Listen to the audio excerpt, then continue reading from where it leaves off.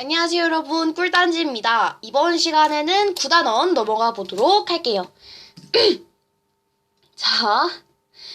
제가 이 영상을 아무한테도 말을 안 하고 올렸는데 많은 분들이 알아보시더라고요.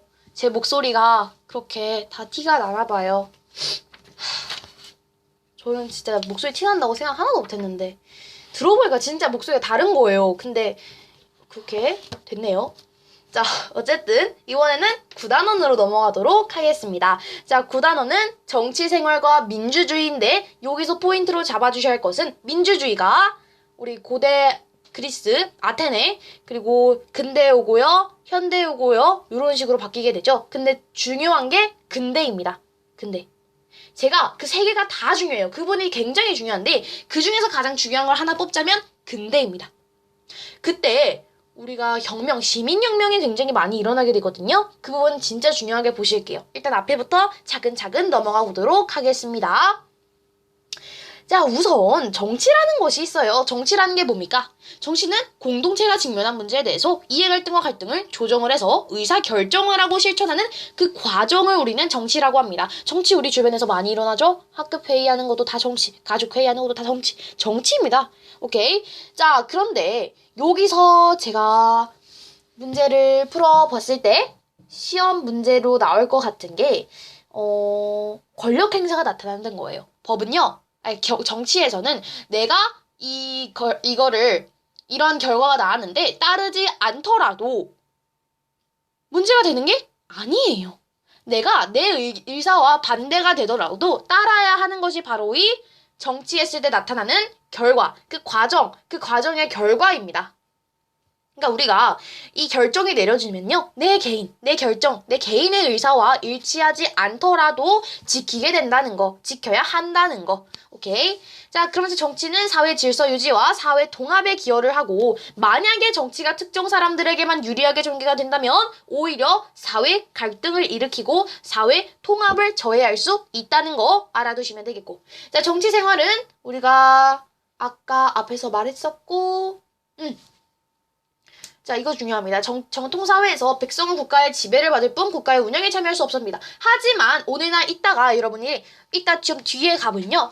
그 4가지의 선거 원칙이 나올 겁니다. 보통선거가 그때 나오는데요. 여기도 나오네요. 보통선거라는 것은 일정한 연령 이상이 된다면 누구나 선거권을 가질 수 있는 선거에 참여할 수 있는 그러한 권리인데요. 지금은 보통선거에서 그 나이가 원래는 만 19세였는데 만 18세로 바뀌었다고 해요. 그것도 그냥 알아두시면 되는 겁니다. 이거는 시험 문제에 나오지 않을 것 같아요. 우리는 국가와 시민의 역할에 대해서 알아보게 됩니다. 자, 국가 어떻게 해야 됩니까? 시민을 위한 법과 정치를 해야겠죠. 법률과 정책을 만듭니다.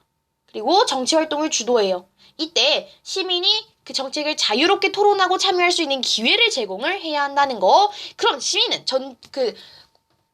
국가가 판을 깔아줬으면 그 판에 맞춰서 잘 능동적으로 참여를 해야겠죠. 국가가 너 시민? 너 이렇게 해봐 라고 하면서 너가 할 수 있는 기회 다 만들어줄게 라고 얘기를 했는데 시민이 야, 나 좀 안 될 것 같아. 야, 나 이거 조금 어려운데? 좀 못할 것 같아. 이런 식으로 너무 막 수동적으로 막 그렇게 적극적으로 참여를 해야 한다는 겁니다, 여러분. 시민은 참여를 해줘야 돼요. 내가 하지도 않을 거면서 야, 국가 너 이거 해줘 저거 해줘 이렇게 하는 것도 말이 안 된다는 겁니다. 너무 국가에만 의존을 하면 안 돼요. 내가 직접 비판하고 내가 직접 참여하고 그런 식으로 정치에 참여를 해 나가야 합니다. 시민은요, 공청회나 토론회 등에 참여해서 적극적으로 의견을 표현하고 다양한 매체나 활동을 통하여 자신의 의견이 정책에 반영될 수 있도록 노력을 해야 한다는 것 또한 비판할 권리까지 가지고 있다는 거 알아두시면 되겠네요. 자, 이제 굉장히 중요한 부분입니다. 민주정치의 발전과 원리입니다. 자, 제가 지금 영상 강의를 찍는데요. 이 영상 강의는 제가 공부할 때 굉장히 도움이 많이 됐던 부분, 제가 공부할 때 가지고 있던 그 개념을 지금 다 말씀드리고 있는 것이기 때문에 여러분들이 계속 들으면 정말 좋아요. 그리고 제가 어떤 강의에서 한번 말씀을 드렸던 것 같은데 이 강의만 듣고 100점 맞기는 조금 힘들 수 있어요. 이 강의만 듣고.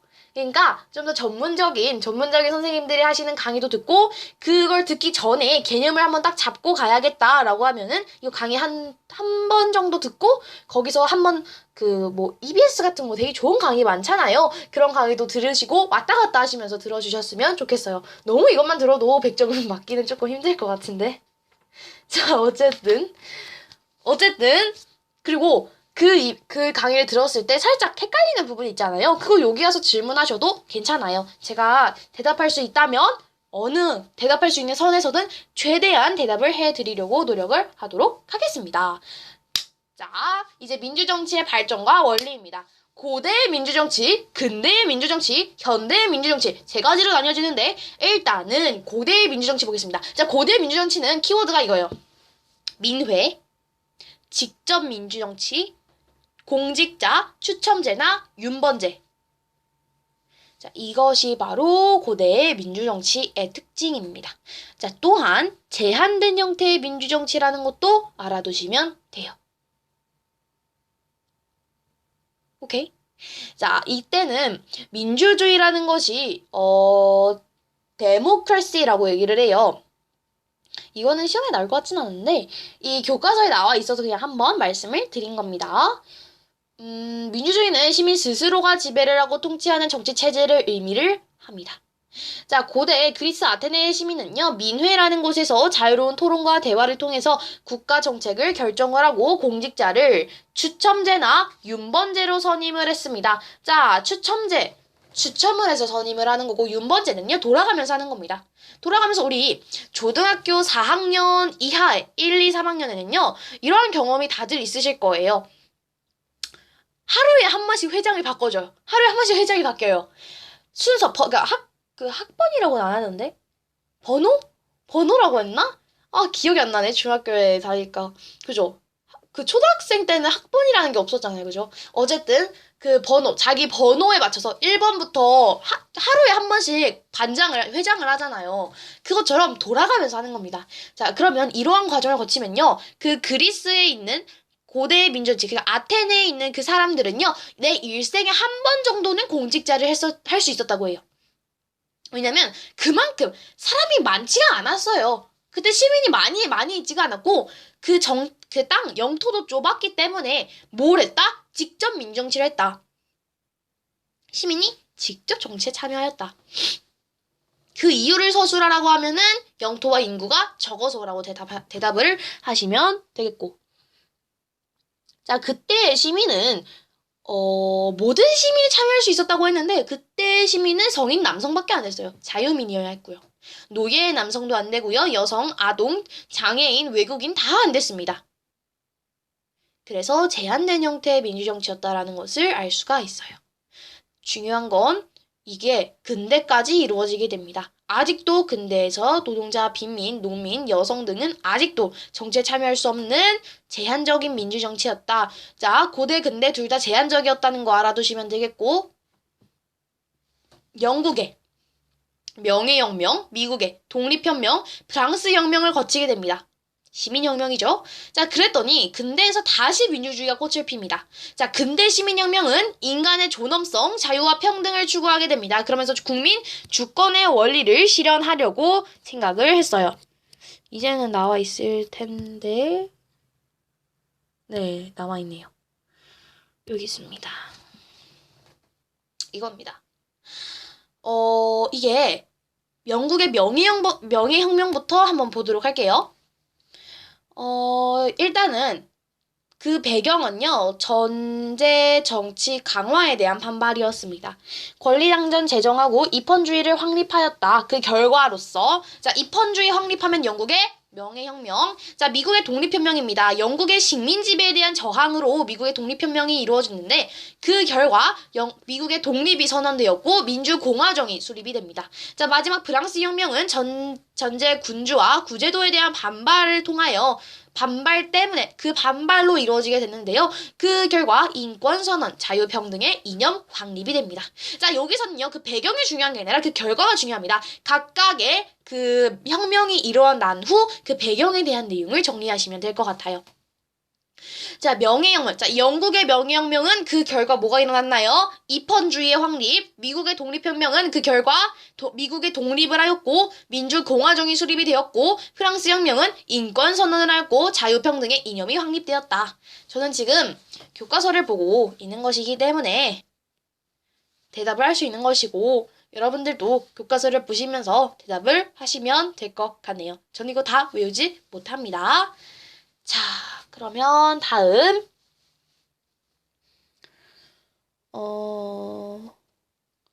근대 시민혁명의 그 결과로 정치적 자유가 확대되었고 법치주의가 확립되었다라는 거. 자, 그리고 이제는 아까 고대 그리스 아테네에서는 직접 민주정치를 실현하였죠. 지금은 이제 근대에 들어오자마자 어떤 민주정치가 실현이 됐나요? 그렇죠. 간접 민주정치가 실현이 됩니다. 자, 간접 민주정치라는 것은 이때는 이제 영토가 넓어지고 인구도 많아지니까 우리가 다 할 수가 없는 겁니다. 그래서 그러면 우리가 대표를 뽑고 그 대표가 정치에 참여하도록 그 대표가 나라의 일을 결정하도록 하자. 그럼 우리의 이야기를 더 잘 전달할 수 있는 거 아니겠느냐라고 생각을 하면서 간접 민주정치를 하게 됩니다. 자, 근데 아직까지는 제한적 민주정치였다라는 거 알아두시면 되겠고, 자, 현대 민주정치입니다. 현대사회에 접어들면서 노동자 계급의 자티스트 운동, 여성의 잠정권 운동, 흑인의 잠정권 운동을 통해 비로소 보통선거가 확립이 됩니다. 자, 노동자 계급의 차티스트 운동은 근대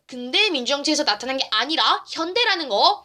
자, 그리고 이때는 보통선거에 정착이 됩니다. 그러니까 몇 살 이상부터는 다 선거에 참여할 수 있다. 그러면서 이제는 대중민주주의의 시대가 열리게 됩니다.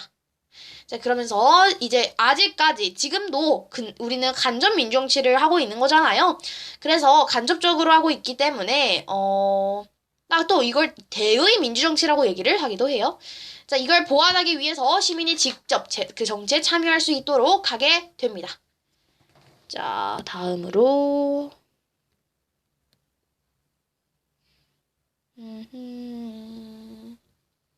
자, 민주주의의 기본 이념은 인간의 존엄성 실현에 있습니다. 자, 이게 중요해요. 모든 민주주의의 이념, 민주주의의 원리들이 인간의 존엄성을 바라보고 인간의 존엄성을 위하여 이렇게 계속 얘기를 하고 있다는 거. 인간의 존엄성. 자, 인간은요, 인간이라는 이유만으로 존중받고요, 인간이라는 이유만으로 살아날 수 있는 거예요. 그러한 권리가 있습니다. 태어날 때부터 있어요. 자, 근데 이러한 인간의 존엄성을 실현하기 위해서는 자유와 평등이 보장이 되어야 하는데, 자유라는 것은 외부의 간섭이 없이 내 뜻에 따라서 내가 결정하고 내가 행동하는 것을 의미합니다. 평등이라는 것은 모든 인간은 누구나 동등하게 대여받아야 한다는 이념이죠. 자, 그러면서 만약에 민주주의는 자유롭고 평등한 공동체를 지향을 해요. 그런데 만약에 자유와 평등 이상은 서로 중도를 할 수 있습니다. 그 자유와 평등 딱 둘이서만 딱 대립을 딱 이제 동등한 위치에서 얘기를 하면 좋은데, 하나가 더 커지거나 하나가 더 작아지거나 이렇게 하면 서로 중동을 할 수가 있다. 그래서 조화와 균형이 필요하다. 자, 민주주의는요, 민주주의 원리의 실현을 통해서 추구를 할 수 있습니다. 첫 번째, 국민 주권의 원리. 국민 주권의 원리라는 것은 최고 권력, 나라의 의사, 국가의 의사를 결정하는 최고 권력이 국민의 주권, 그러니까 그 주권이 국민에게 있다라고 그것을 의미하는 것이고, 국민 자치의 원리는 국민이 스스로 국가를 다스려야 한다라는 것을 말합니다. 또한 민주국가에서는 입헌주의의 원리에 따라서 국민의 기본권을 최고 규범인 헌법으로 보장을 하고 헌법에 따라서 국가를 운영을 하게 돼요. 자, 그리고 권력 분립, 우리 3권, 이거를 제가 따로 영상 강의를 찍었었는데, 이겁니다. 제가 여기다가 나눴었죠? 우리나라는 삼권분립이라고 얘기를 하고요. 삼권분립. 요거 확인해 두시면 됩니다. 서로 견제와 균형이 이루어지도록 하는 것이죠. 자, 다시 한번 볼게요. 국민 주권의 원리는 국가의 그 최고 권력인 그러니까 국가의 최고 권력인 주권이 국민에게 있다라고 얘기를 하는 것이며, 국민 자치의 원리라는 것은 국민 스스로 국가를 다스릴 수 있게 하는 것이고, 입헌주의의 원리라는 것은 국민의 기본권을 국가 최고의 법인 헌법으로 보장을 하고 있다는 거. 마지막 권력 분립의 원리는 독재와 부패를 방지하기 위하여 이제 각각의 기관이 권력을 나누어서 맡게 한다라는 겁니다. 자,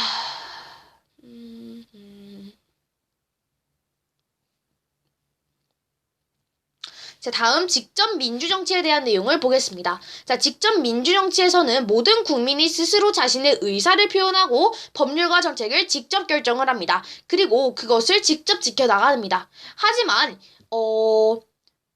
이게 인구가 적고 영토가 좁을 때는 가능해 하지만 인구가 넓고 영토가 많을 때는 적용하기가 힘들어요. 왜냐면 많은 시간과 비용이 들어간다라는 문제점이 있기 때문이죠. 자, 그리고 이 직접 민주정치는 원래는 이 민주주의 원칙에 가장 충실한, 가장 이상적인 제도이다. 왜냐면 이제 모든 사람들이 다 참여를 하고요. 모든 사람들이 그 국민에 의한 지배가 실질적으로 일어난다라고 해서 가장 이상적이지만 현실적으로 불가능하죠, 현재는. 그래서 이제 간접 민주정치를 실행하게 됩니다. 자, 그런데 간접 민주정치라는 것은 국민이 선거를 통하여 대표를 선출하고 그 대표들이 의회와 행정부를 구성을 해서 법률과 정책을 결정하는 방식을 선택을 하고 있어요. 그래서 이러한 정치 형태를 우리는 간접 민주정치 또는 대의제라고 얘기를 합니다. 간접 민주정치에서 국민은 선거를 통해 의회와 행정부를 구성할 대표를 선출하고요. 대표를 통하여 국민의 의사가 반영이 되도록 합니다. 이로 인해 국민은 주로 대표를 뽑는 선거를 통하여 간접적으로 정치에 참여하기 때문에 선거 이외에 국민이 정치에 직접 참여할 수 있는 통로가 부족하다라는 한계가 있습니다. 그래서 국가는 국민의 의사가 정책 결정에 제대로 반영이 되도록 국민투표라는 것은 국가의 중대한 사항을 결정할 때 무조건 국민 전체의 의사를 묻는 제도. 자, 국민발안은 국민이 국가에 필요한 법안이나 안건을 직접 제안할 수 있는 제도를 말합니다.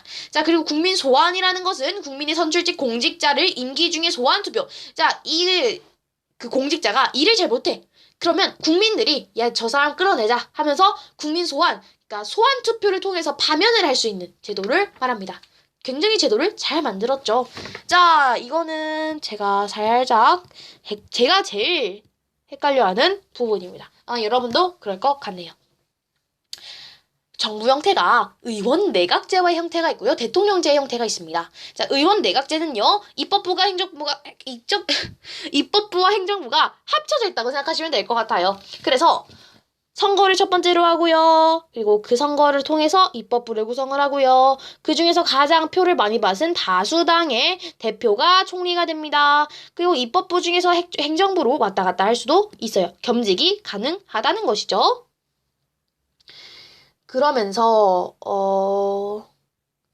이때는 대통령이라는 말을 안 합니다. 총리라는 말을 하죠. 그래서 의회 의원이 내각의 장관을 견임할 수 있고 의회와 내각은 연대 책임을 진다는 거, 의회는 내각을 불신임할 수 있고 총리는 의회를 해산할 수 있다는 거. 그래서 의회는 이걸 내각이라고 얘기를 하기도 해요. 여기를 내각이라고 얘기를 하기도 하고 이 내각을 불신임할 수 있습니다. 그러니까 내각 불신임권을 사용할 수 있고요. 그리고 이제 행정부는 의회를 해산시킬 수 있는 의회 해산권이라는 것을 가지고 있습니다. 자, 의원 내각제에서는 의회와 내각이 국민의 요구에 민감하게 반응을 합니다. 왜냐하면 같은 걸로 생각을 하시면 돼요. 모여져 있다고 생각하시면 되기 때문에 그렇게 이제 그렇게 해서 민감하게 반응을 할 수 있다는 것이고, 신속하고 효율적인 정책 수행이 가능하다는 장점이 있습니다. 하지만, 한 정당의 의회를 독점할 경우에는요, 다수당의 횡포가 나타날 수도 있고, 다수당 없이 소수 정당이 여러 개 존재를 한다면 전국이 혼란해질 수 있다는 것.